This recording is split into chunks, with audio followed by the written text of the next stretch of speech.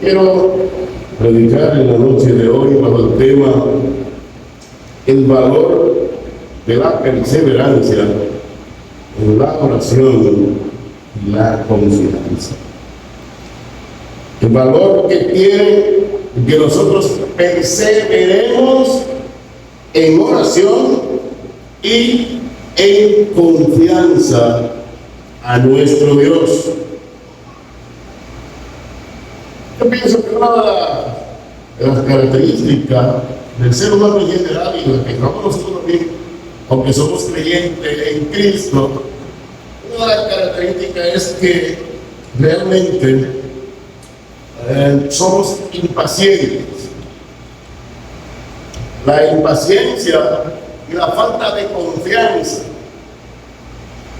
la falta de esperanza, la falta de fe, es una realidad en la vida del ser humano en general, que muchas veces también se apodera de nosotros. Nosotros podemos estar tranquilos, sin problema, gozosos, mientras las cosas están bien. Cuando todo está tranquilo, nosotros también podemos estar tranquilos. Pero cuando vienen las adversidades, cuando vienen los problemas, las dificultades, los azotes de la vida, allí termina la tranquilidad, allí termina la paz. Y ahí comenzamos a inquietarnos y queremos nosotros entonces evitar que estas cosas nos sigan sucediendo, tratar de quitarlas por nosotros mismos, y ya sabemos lo que pasa, lo que va a pasar en medio de una situación como esta. Nosotros debemos, mis amados hermanos, aprender a estar tranquilos, a estar esperando en el Señor, a mantener nuestra fe a pesar de que estemos en medio de torbellinos, en medio de aguas impetuosas, en medio de cualquier situación. Debemos aprender a mantenernos confiados en el Señor. Pero admitamos, hermanos míos, que es difícil. No estoy diciendo que sea fácil estar tranquilo en medio de tumultos, en medio de situaciones terribles, en momentos y situaciones desesperantes. Yo no estoy diciendo que eso es fácil, pero estamos llamados a mantenernos pacientes, esperando que el Señor resuelva nuestros problemas. La parte A de este versículo 1 de Salmo 40, el salmista dice: pacientemente esperé a Jehová. Pacientemente esperé a Jehová. Yo estoy convencido que la falta de paciencia es un obstáculo para que los propósitos del Señor se cumplan en nuestra vida, porque en esa condición Dios no obra. El Señor no va a obrar ahí. Entonces, cuando nosotros estamos impacientados, esto de alguna manera frustra los propósitos del Señor en nuestra vida. ¿Por qué? Porque la impaciencia conduce a la desesperación. Cuando somos impacientes, nos desesperamos. Y la desesperación, ¿qué va a producir? La desesperación entonces va a producir grandes crisis emocionales en nosotros. Grandes crisis emocionales. Una de las cosas de las que de alguna manera he estado inquieto últimamente es por esto. Porque uno viendo, leyendo y confirmando en la vida de muchas personas, lo vemos que la gente tiene muchos problemas emocionales últimamente. Y esos problemas emocionales acarrean todo tipo de mal. Por eso tenemos en el día de hoy tanto fracaso en el matrimonio, en la familia. Hay mucha crisis de matrimonio, mucha crisis en la familia. Y todo viene por esto, porque no sabemos esperar, nos impacientamos, y esto nos lleva a la desesperación y nos lleva a esa condición de no mantener un control en nuestras emociones. Esto es difícil. ¿Por qué se divorcian las personas? Les puedo buscar aquí una paternidad, como decimos. No aguantó. Tuvimos un tiempo, pero no aguantamos, nos desesperamos, terminamos separándonos. Se entra en crisis, comenzamos a sentir nuestras emociones que no las controlamos y pensamos juegos en nosotros mismos, y no nos importa Dios, no nos importa el matrimonio, no nos importa la familia, no nos importa nada ni nadie, solo nos interesamos en nosotros mismos y procuramos buscar cómo solucionar nuestro propio problema.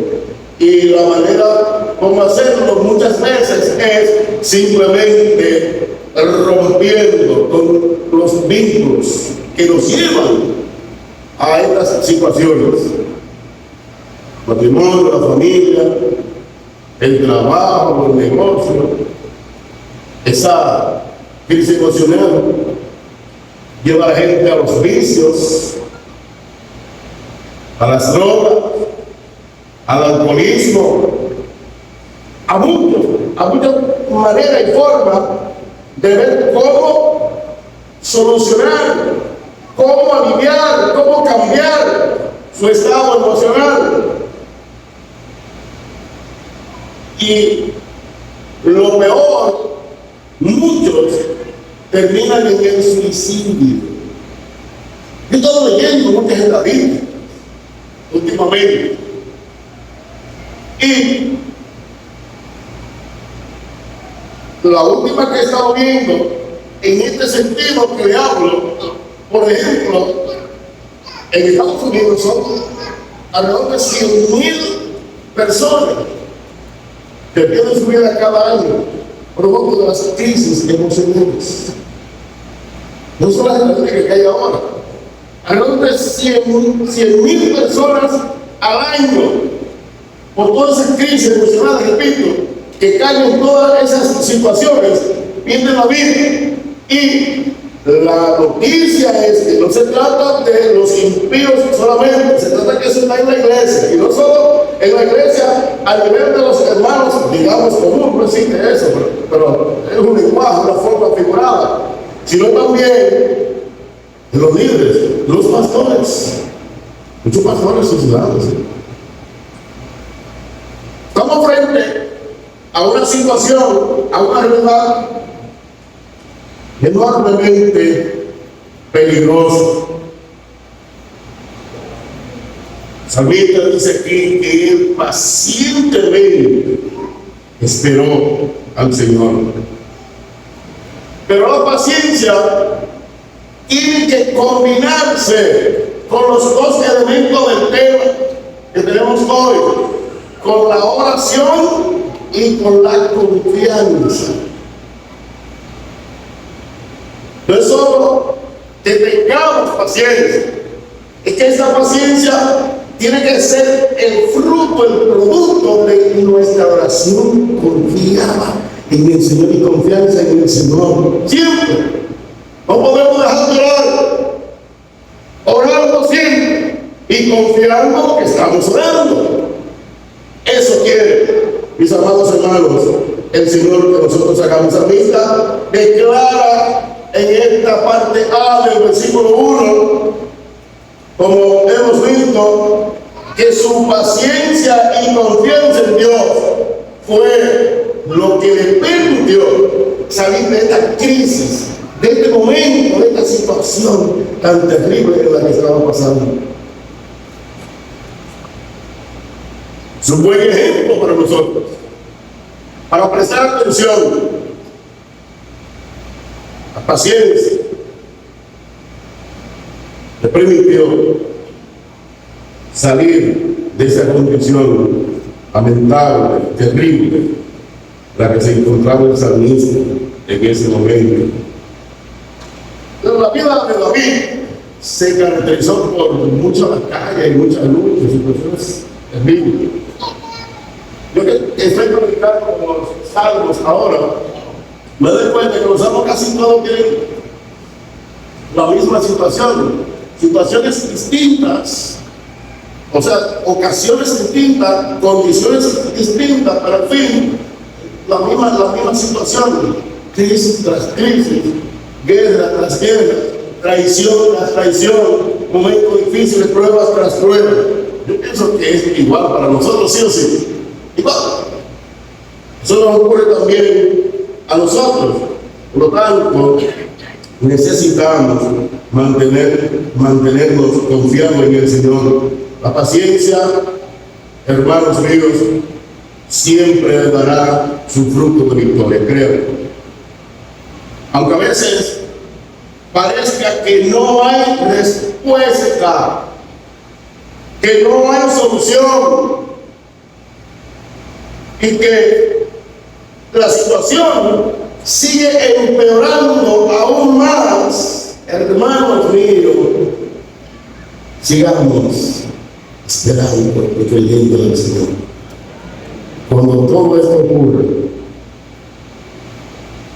San Luis de aquí nos ayuda y nos invita, el Señor nos invita, el Espíritu Santo nos guíe en la noche de hoy a que nos mantengamos confiando y esperando en el Señor en medio de cualquier situación, no importa cómo parezca eso, no importa cómo parezca. Me encuentro aquí, es la parte B del versículo 1 hasta el versículo 3, hay una cosa importantísima.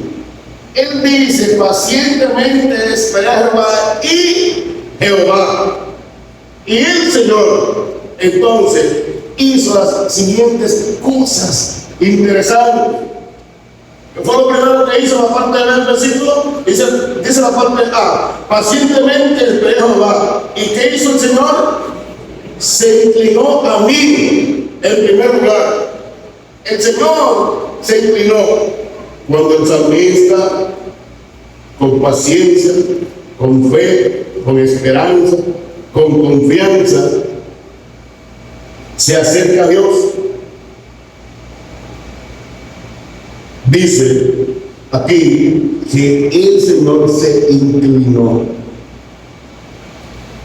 Cuando vemos esta palabra aquí, que Dios se inclinó, Dios, Rey de reyes y Señor de señores, se inclinó a un hombre. No fue que Dios se arrodilló, ¿verdad? Se tiró de rodillas y adoró al Señor. No significa eso en ese texto, esa inclinación. Pero ¿sabe lo que significa? Que el Rey de reyes y Señor de señores ponga su atención en un hombre pecador y malo como yo y como usted. Que nos mire, que nos mire, que esté atento. ¿Qué es lo que significa ahí? Inclinarse, que él pierda su tiempo, nuevamente hablando, para que se incline, para que mire, para que me mire. ¿Quién soy yo? Recordemos lo que dijo David en el Salmo 8. ¿Qué dijo David en el Salmo 8? El versículo 4. ¿Alguien se lo sabe de memoria? Digo yo, ¿quién es el hombre para que tenga de memoria? ¿Quién es el hombre para que lo visite? ¿Quién somos nosotros para que Dios nos mire, para que Dios pierda su tiempo solo en mirarnos? Pero Dios hace eso. Dios nos mira, Dios nos ve. Él sí pierde su tiempo con usted y conmigo, aunque no merecemos. Siempre está atento, siempre está atento, siempre está mirando. Pero aquí es un mirar, un inclinarse, un mirar con un interés muy particular, muy maravilloso de parte del Señor hacia David. Igualmente lo es hacia nosotros. Nosotros gozamos de un alto privilegio. Ahora bien, está claro que la fe, la confianza y perseverar en ella va a hacer eso, que Dios esté siempre atento. Eso va a provocar eso. ¿Usted quiere que Dios siempre esté pendiente de usted? Créame, créame. Demuestre con su vida que usted le cree al Señor, que usted lo está esperando y usted confía en Él, y podrá estar seguro que el Señor siempre le estará viendo, le estará atento. Pero no solamente eso. Lo segundo que dice aquí el texto es que oyó mi clamor. Oyó mi clamor, dice David aquí.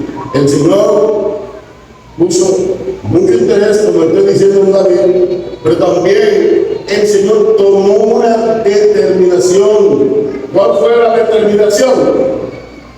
No solo saber y ver el problema y la necesidad de David, sino tomarlo en cuenta para socorrerlo, para resolverle el problema. Cuando clamamos con fe, Dios siempre actúa conforme a las necesidades que nosotros tenemos. Siempre. Siempre que nosotros clamemos al Señor y lo hagamos con fe, creyendo, Él siempre va a escuchar. Dios no cierra su oído para aquel que clama a Él con fe. Dios no cierra su oído jamás, nunca. Siempre lo tiene abierto, pero siempre está dispuesto a ayudarnos, a socorrernos, a hacer lo que nosotros, conforme a lo que nosotros necesitamos. Así que, mis amados hermanos,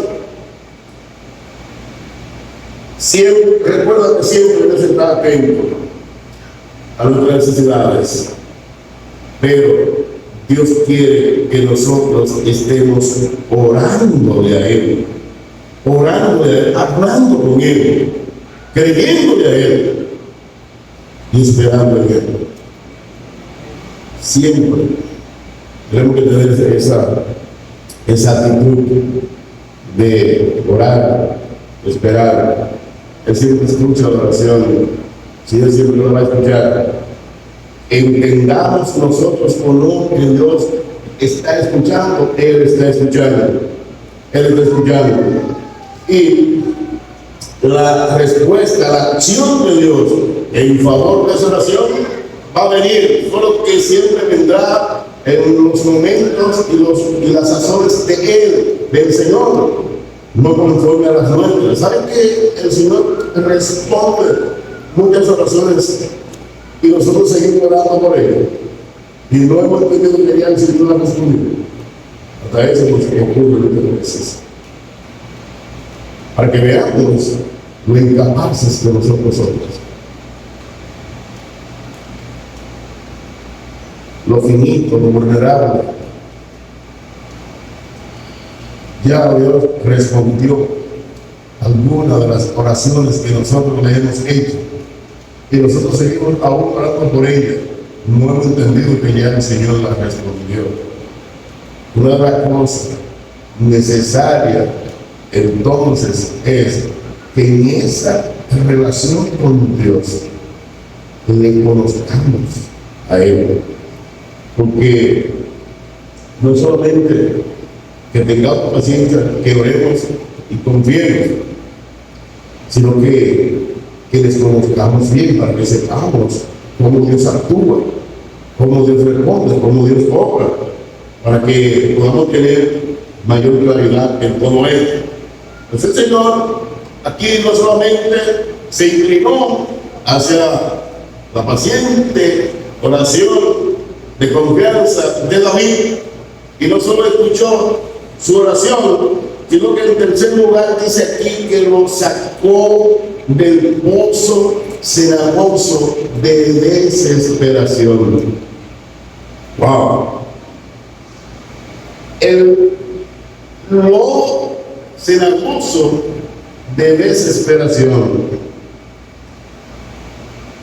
¿Saben ustedes, mis amados hermanos, qué caracteriza ese lodo cenagoso? Lo que caracteriza se caracteriza por hacer hundir. La característica del lodo cenagoso es que hace hundir al que cae en él, al que está en él. Es un lodo movedizo, es un lodo sin firmeza. Así que lo único que es real que va a ocurrir, el que entra en el lodo, el que cae en el lodo cenagoso, es que se va a hundir. Y el que se hunde en un lodo, al final, ¿qué es lo que le espera? La muerte. Eso es así, mis amados hermanos. Si esa es la característica del lodo, entonces yo me pongo a pensar lo siguiente, y está aquí bien claro en el texto. Vamos a ver. En la medida que el que está en el lodo se mueve, cada vez que hace un movimiento, es un paso más a hundirse. Y mientras más se hunde, es un paso más hacia la muerte, porque ahí es que va a terminar. El que está en el lado cenagoso no se puede mover, porque todos los movimientos que haga lo hunden más.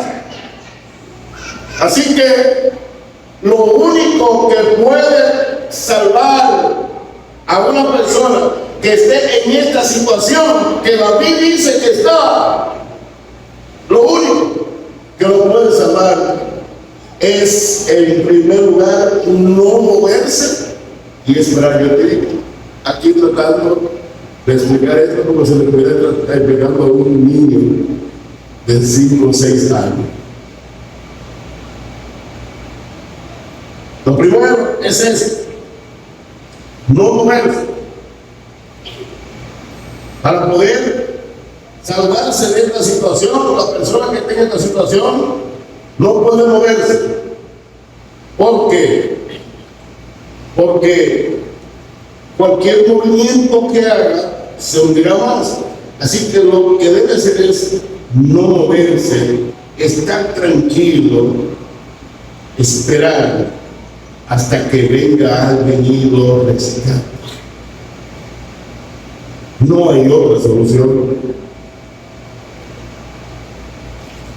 No hay otra solución. Cuando vi este texto me recordé de Jeremías 38. ¿Saben que a Jeremías lo metieron en una cisterna del lobo cenagoso? Jeremías 38, el versículo 6, dice que Jeremías pasó por una situación, literalmente pasó por ella. Dice aquí, Jeremías 38, 6, entonces tomaron ellos a Jeremías y lo hicieron echar en la cisterna de Malquías, hijo de Amelec, que estaba en el patio de la cárcel. Lo metieron preso, lo dejaron en una celda, lo metieron en la cisterna para que muriera. Y Y dice, y metieron a Jeremías con sogas, y en la cisterna no había agua, sino que cosa, cielo, y se hundía Jeremías en el cielo, como le dijo ahorita, porque es lo único que pasa, porque es eso. Y cualquier movimiento yo pienso que se va a hundir más. Es una situación realmente terrible. Realmente no sabemos si David estuvo literalmente en un pozo como este, pero traigo este ejemplo para que veamos una situación realmente terrible. Estar en un no, dice que se ocurre que es hundirse. Lo único es eso. No sé que Jeremías haya hecho lo que yo estoy diciendo aquí. O sea que cuando Jeremías comenzó a hundirse, se dio cuenta que mientras más se hundiera iba a seguir hacia abajo, y se quedó tranquilo, se quedó quieto. Tuvieron que seguir diciendo este texto. Y oyendo Melech, hombre tío, eunuco de la casa real, que habían puesto a Jeremías en la cisterna, y estando sentado el rey a la puerta del reino mío, Melech salió a la casa del rey y habló con el rey diciendo: mi señor el rey, mal hicieron estos varones en todo lo que han hecho con el profeta Jeremías, al cual hicieron echar en la cisterna, porque allí morirá de hambre, pues no hay más pan en la ciudad. Entonces mandó el rey al mismo etíope Melech, diciendo: toma en tu poder 30 hombres de aquí, y haz sacar el profeta Jeremías de la cisterna antes que muera. Antes que muera, porque es que ya está determinado que lo que va a pasar es que va a morir. No hay otra solución. El que está ahí, si no es rescatado, va a morir. Eso fue lo que vio este eunuco. Y tomó Melech en su poder a los hombres, y entró a la casa del rey debajo de la tesorería, y tomó de allí tropas viejos y ropas raídas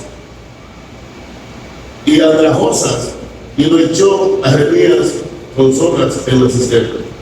Y dijo el etíope Melech a Jeremías: pon ahora esos trapos viejos y ropas raídas y andrajosas bajo los sobacos, debajo de las sogas. Y lo hizo así Jeremías. De este modo sacaron a Jeremías con soga y lo subieron de la cisterna, y quedó Jeremías en el patio de la cárcel. Necesitó tener paciencia, esperar, y en su momento Dios hizo la obra. Fijémonos en este caso de manera específica, que para sacarlo Dios tuvo que usar 31 hombres. 31 hombres para poder sacarlo de ese lugar, para que vean lo difícil que era que este hombre fuera sacado. Pero lo importante de esto es que tenemos un Dios maravilloso que siempre escucha la oración de sus hijos, y siempre va a encontrar la manera y la solución para sacarnos del nuevo cenagoso de desesperación y indiferencia. Como le dije, yo no sé si David literalmente pasó por una situación como esta, si literalmente lo hizo. Ahora, lo que sí, yo estoy seguro que si es simplemente una metáfora que él está usando aquí, él está diciendo que él estuvo viviendo una situación tan terrible que la comparó con esta condición. Hermanos míos, debemos admitir que hay pruebas que no parecen tener solución. ¿Sí o sí, hermanos? pasamos por momentos y pruebas que parecen no tener solución. Mientras más tratamos de salir de ellas, más nos hundimos. Porque estas pruebas no pueden solucionarse con nuestra propia fuerza, ni por nuestro propio medio. La razón por la que nos hundimos es porque siempre nosotros creemos que podemos por nosotros mismos hacer las cosas. Siempre creemos que tenemos nuestra propia fuerza para hacerlo. Y lo que hacemos es hundirnos más y más. Sin embargo, el profeta Zacarías, en el capítulo 6 del libro de Zacarías, versículo 6, y quiero que veamos este texto. En el capítulo 4, Zacarías capítulo 4, versículo 6, el profeta dice: proseguí y hablé. El versículo 6. Entonces respondió y me habló diciendo: esta es mi palabra de Jehová a Zorobabel, que dice: no con ejército ni con fuerza, sino con mi espíritu, ha dicho Jehová de los ejércitos.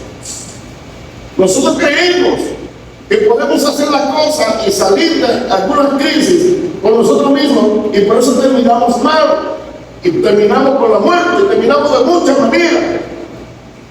Zacarías dice aquí: Dios le dijo al profeta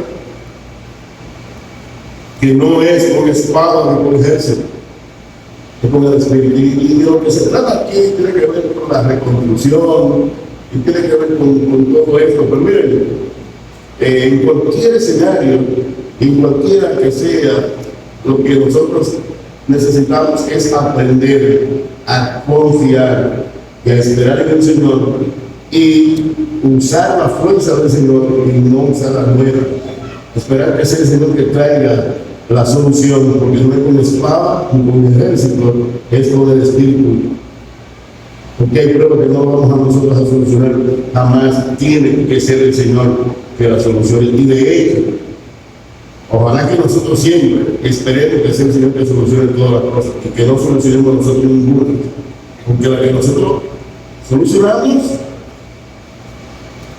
entonces no tendrán frutos reales, espirituales, no lo tendrán.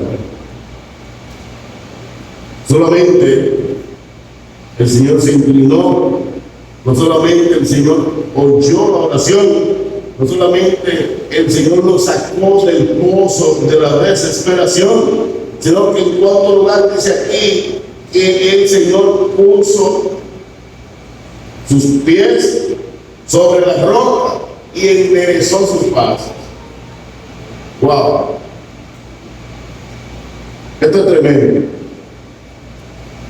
Este versículo, esta palabra, hace el contraste entre el lodo cenagoso y la roca. Ya dijimos, ¿qué es lo que caracteriza al lago cenagoso? Que no tiene firmeza y que cada movimiento lo que hace que se hunde más. ¿Y cuál es lo que caracteriza a la roca? Todo lo contrario, en la roca podemos estar firmes. Allí podemos saltar. ¿Por qué yo puedo saltar aquí? Porque este coso está firme y me puedo sostener, me puede sostener.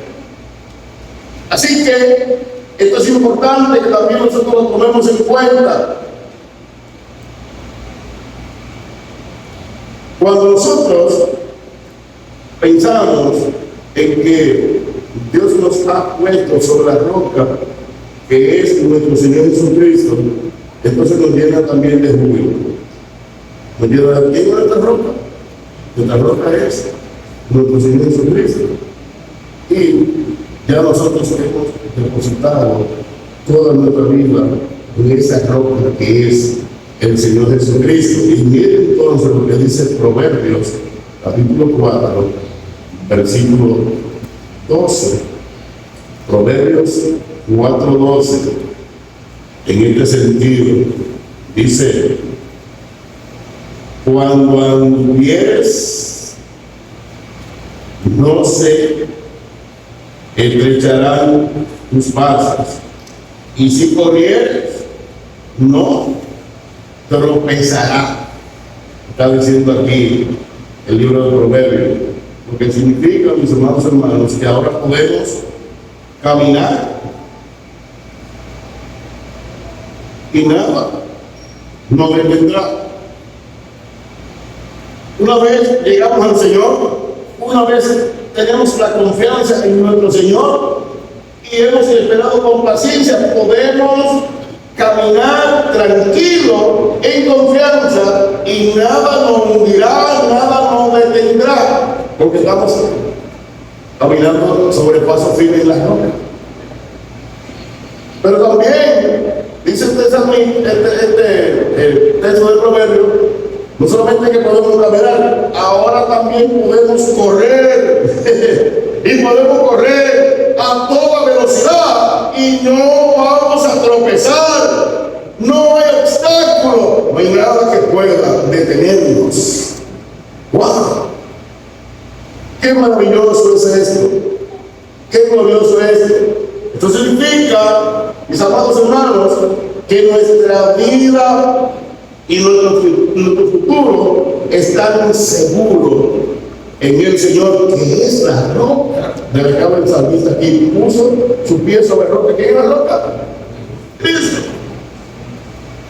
Él es la roca. San Juan capítulo 10, verso 27 al 29.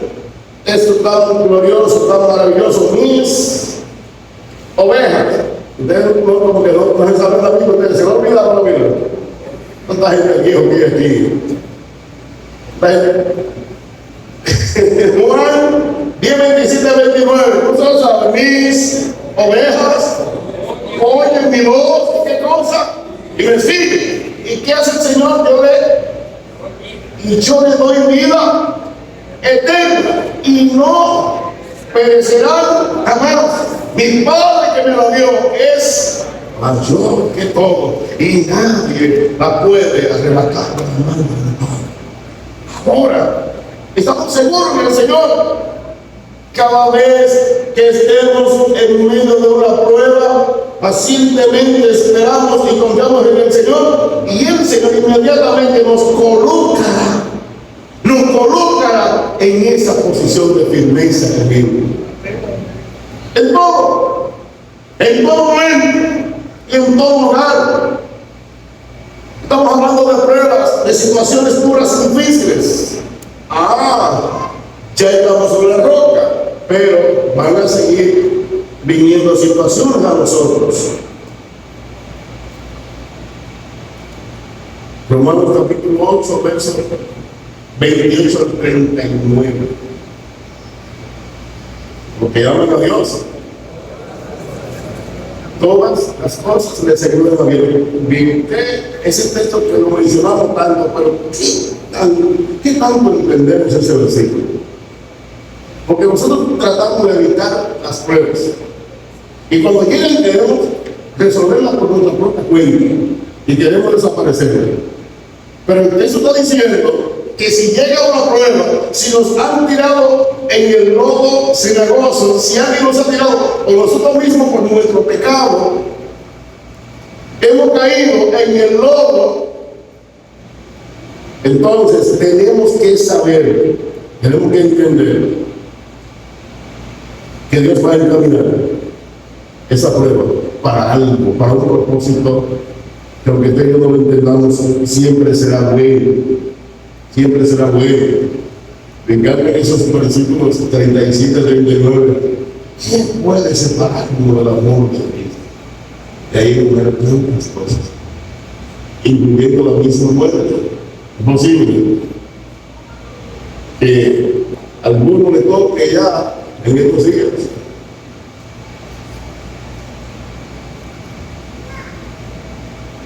Irse. Bueno, la muerte también, según el salmista en el Salmo 116, es estimado a los ojos de Dios. Así que, ¿qué puede acabar con nosotros? ¿Qué puede destruirnos a nosotros? ¿Qué puede hacer que nosotros perdamos? Nada. En Cristo, lo que estamos en Cristo y hemos confiado en Él, no hay pérdida. No existe pérdida para nosotros. Siempre habrá ganancia. En medio de cualquier situación, siempre habrá una ganancia importante para nosotros. ¿Cuántos minutos me quedan? 28 todavía. Así que debemos, hermanos míos, entender eso. Otra cosa, solamente el Señor se inclinó, solamente el Señor oyó, no solo lo sacó del lago de desesperación, no solo puso sus pies sobre roca y enderezó sus pasos para que pudiera caminar por el camino correcto, hacer lo que es correcto delante de Él, sino que también dice aquí puso un canto nuevo en su boca y alabanza en su boca. ¡Wow! ¡Qué maravilloso es este! O sea que, perdón, no solamente Dios nos libra y nos pone seguro al confiar y esperar en Él, sino que también nos da gozo y paz. Nos da gozo y paz. Esto de canto nuevo, puedo verlo en el sentido de nuevas inspiraciones, nuevas revelaciones, nuevas inspiraciones para la composición de la alabanza a Dios. De hecho, hay un mandato en la Biblia que cantemos canto nuevo, a que cantemos un nuevo canto. Eso me lleva a pensar en Moisés y sus hermanos, Éxodo capítulo 15. Después de esa gran lucha, de esa gran prueba, de esa gran batalla, yo quiero que lo veamos, porque quiero que veamos algo importante aquí, decirle algo importante. Éxodo capítulo 15, versículos 1 y 2 de Éxodo, capítulo 15, cuando el pueblo de Israel pasó el mar rojo, después de pasar el mar rojo, después de pasar por todas esas situaciones tan grandes, mira lo que dicen los versículos 1 y 2. Entonces cantó Moisés y los hijos de Israel este canto a Jehová, y dijeron: cantaré yo a Jehová, porque se ha magnificado grandemente, ha hecho en el mar, ha echado en el mar al caballo y al jinete. Jehová es mi fortaleza y mi cántico, y ha sido mi salvación. Este es mi Dios, y lo alabaré, Dios de mi Padre, y lo enalteceré. Aleluya. ¿Qué es lo que podemos ver nosotros aquí? ¿Qué es lo que me llega a mí así a la mente aquí?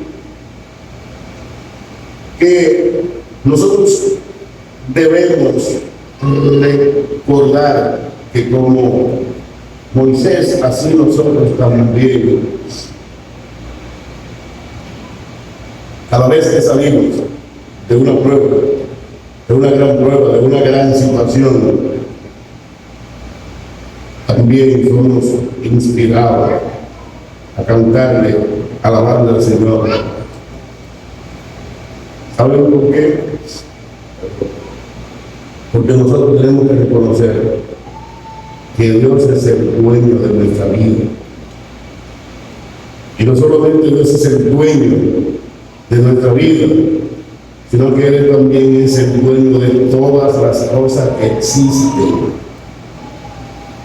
Estos dos versículos y el resto de estos versículos de Éxodo capítulo 15, así fue la inspiración de Moisés y sus hermanos, reconociendo que Dios es el dueño de todo y que Él tiene control de todas las cosas. No solo el Señor es dueño y tenía control de Moisés y el pueblo de Israel tenía control también de los caballos y jinetes enemigos que venían detrás. Pero no solamente de estos, también tenía control del mar. Por eso lo abrió en dos. Dios tiene control de todo, de absolutamente todo. Es dueño y tiene control de todas las cosas. Es lo que necesitamos saber, es lo que necesitamos reconocer para que sea realmente y efectiva nuestro esperar con paciencia y confianza en el Señor. Así que todos los males, todo lo malo que llegue a nuestra vida es porque Dios lo permite. No me escuché como dos que amigos. Ustedes no están creyendo nada de esto. Yo deja esto entonces. No deja esto. Todos. Ahora lo que pasa es que yo soy el que creo esto. Ustedes no creen esto, ¿verdad? Yo se lo voy a decir porque yo lo creo. Son 36 años viviendo esto. Todos los males que llegan a mi vida es porque Dios lo permite. Si Él no lo permitiera, no pudiera llegar nada, porque si Dios es quien tiene el control, entonces, ¿cómo me llegó? Me llegó porque Él lo quiso así. Él lo permitió. Ahora, debemos saber que Él tiene un propósito detrás de ese mal que nos acarrea. Quizás el propósito que estamos viendo en Romanos 8 siempre es bendecirnos, llenarnos de bien y de misericordia y de maravilla y de felicidad. ¿Es así? Quisiera desarrollar más de punto, pero finalizo con la parte B ya del versículo 3.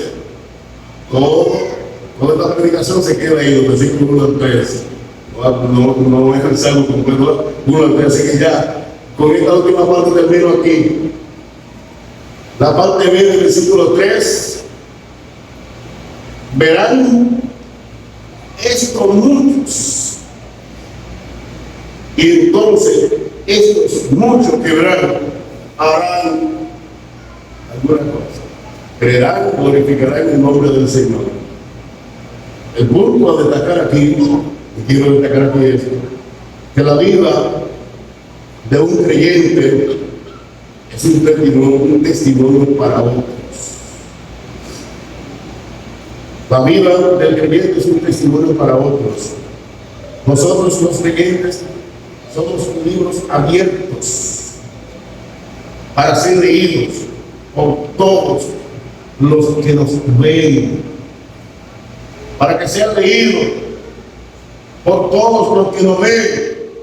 Por eso, cuidado con nuestras actuaciones, cuidado con nuestras actuaciones, porque la vida del creyente, quiera usted o no,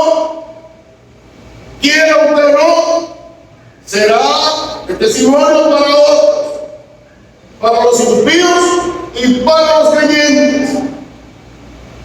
¿Sabe? Que la palabra del Señor es clara. El Señor Jesucristo nos comparó como luz y sal de la tierra. La luz para que alumbre a quienes, a los que están en tinieblas. Y la sal para que preserve la descomposición y para que le dé sabor y gusto a lo que no tiene gusto. Este mundo no tiene ningún gusto, ninguno. No hay sabor, no hay gusto. Usted y yo, perdón, conocimos a Cristo. Y entonces nuestra vida, nuestro testimonio es para darle gusto a este mundo. Que con nuestros hechos y con nuestra vida la gente pueda saborear las cosas que no es posible saborear a menos que estemos en el Señor. Nosotros somos un libro abierto, nuestra vida. Entonces, ha de estimular a los que están perdidos, a los que se pierdan, para que tengan la oportunidad de venir al Señor, de conocer al Señor.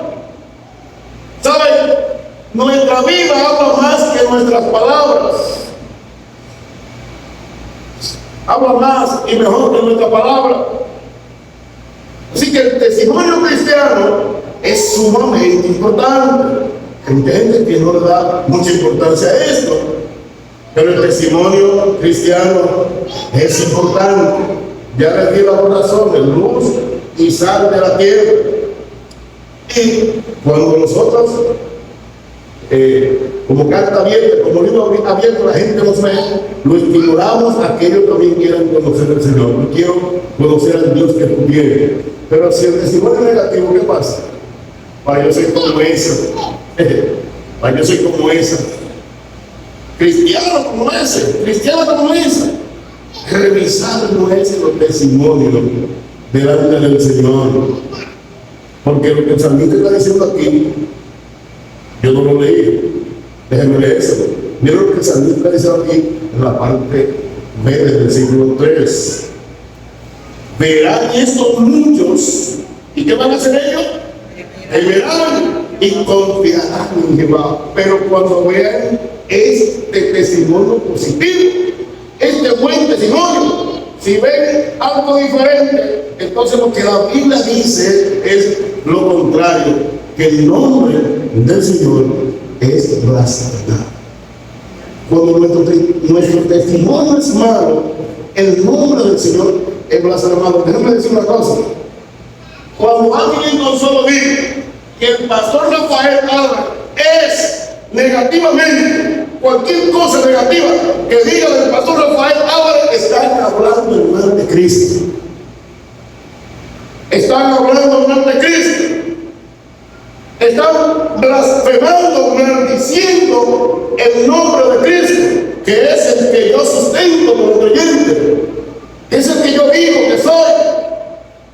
Así que el testimonio es sumamente importante para los que se pierden, pero también para los creyentes, aquellos creyentes que están pasando por situaciones similares a la nuestra. Que vieron que nosotros pasamos por tal situación y esperamos aquí.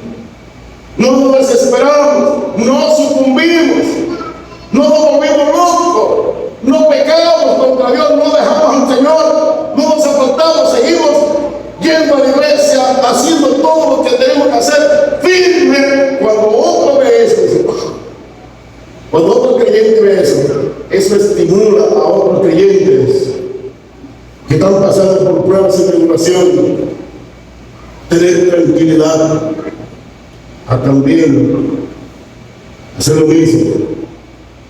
Mis amados hermanos, la conclusión en esta noche es que nosotros esperemos pacientemente en oración y confianza al Señor Jesucristo que viene pronto. Pero si estamos en medio de cualquier prueba y situación, crea al Señor. No sucumba, no te apartes, mantente firme. Lo mismo que tú estás pasando, según el apóstol Pedro en el capítulo 1 de Pedro, capítulo 4, lo mismo que tú estás pasando, están pasando otros creyentes aquí en tu iglesia, en la comunidad de Consuelo y en cualquier parte del mundo. Pero hay testimonio como David que han sabido mantenerse firmes en el Señor. Muchas gracias.